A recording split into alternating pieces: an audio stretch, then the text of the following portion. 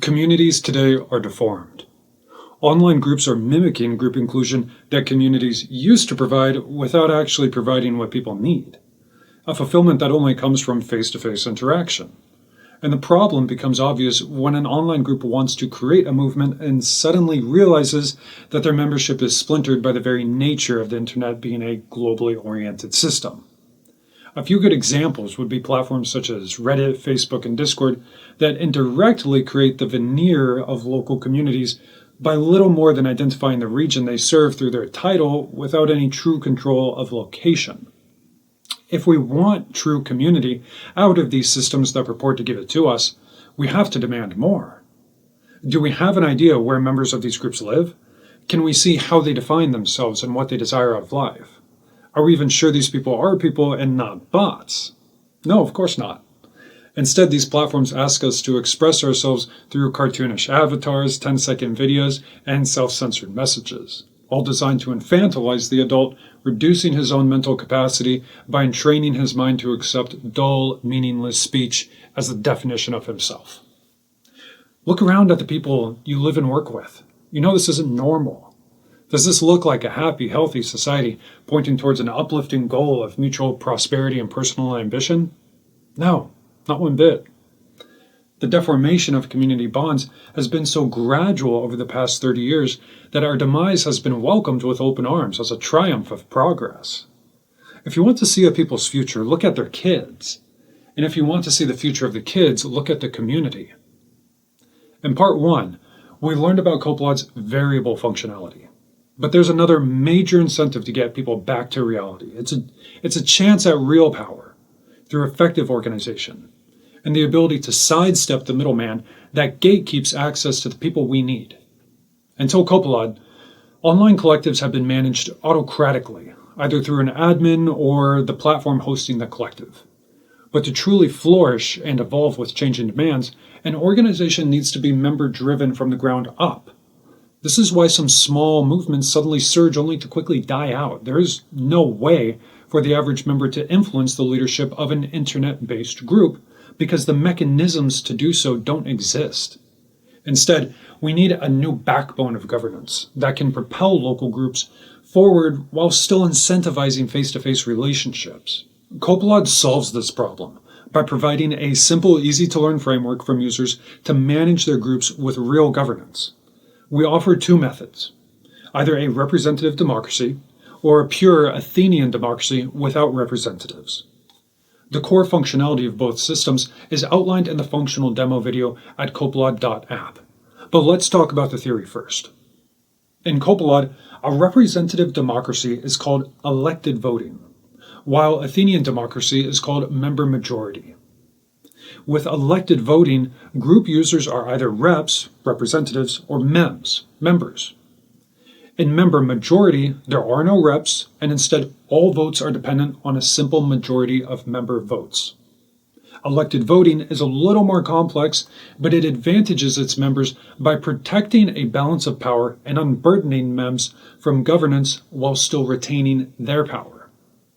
This new form of online group governance is driven by petitions and proposals. Simply put, petitions are an expression of something you want done, and proposals are the actualization of the petition into reality. Here's how it works. If the majority of MEMs approve the petition, it automatically becomes a proposal. Reps are then required to vote on a created proposal. If the vote impacts group governance, then an actual setting is updated on the group's configuration page. After groups are created, their settings can only be changed this way, through a lawful vote. Group settings can range from how new members are accepted to how long reps can stay in office. The major distinction between reps and MEMs lies in a rep's ability to directly create proposals from anything a MEM can without going through a MEM-created petition. This makes it sound like reps have a lot of power, and they do. But here's where the balance comes in.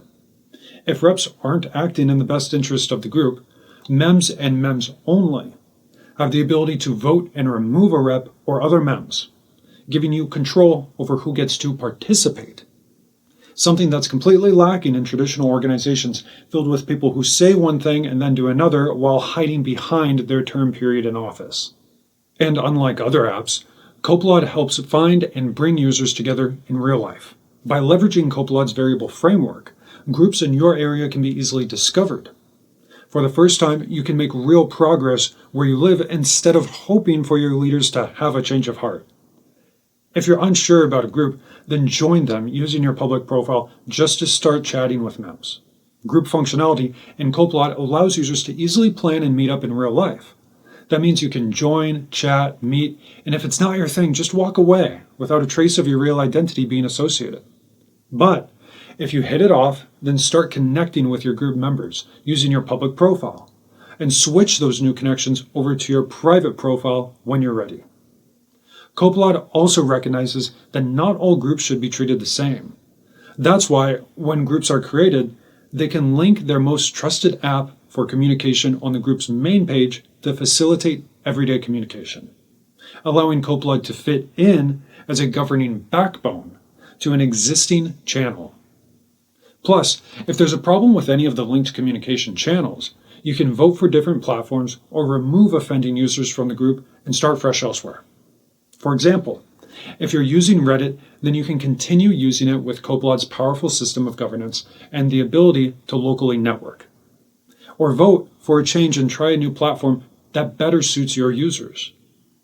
And for people that already know and trust each other, but want to form a group to leverage the power of governance, the majority member group type offers members a stripped down version of elected voting with all the same powers, but without reps. So to sum it all up, by combining effective and simple self-governance with a novel, open-ended search function to find any kind of person, we can create a powerful tool to rebuild our communities. Those who gain from our disorder will see Copelod as a weapon, and those desperate for a voice and a plan will see it as an open hand. A strong community is far more powerful than a gun, and an organization of men and women aligned with a purpose is a heroic force. Copelod enables us to sidestep existing hierarchies, giving us a foundation for our power to stand on its own. I'm tired of seeing our nation and world torn apart by would-be masters. For free, you can gather your community together and effectively compete with billionaires trying every day to undermine your potential. Copelod is a passion project, dreamed up and designed by me. Everything we have discussed so far only describes Copelod's basic functionalities. I have many more plans to further develop its capacity as a fountainhead for ambition not only in the United States, but also around the world.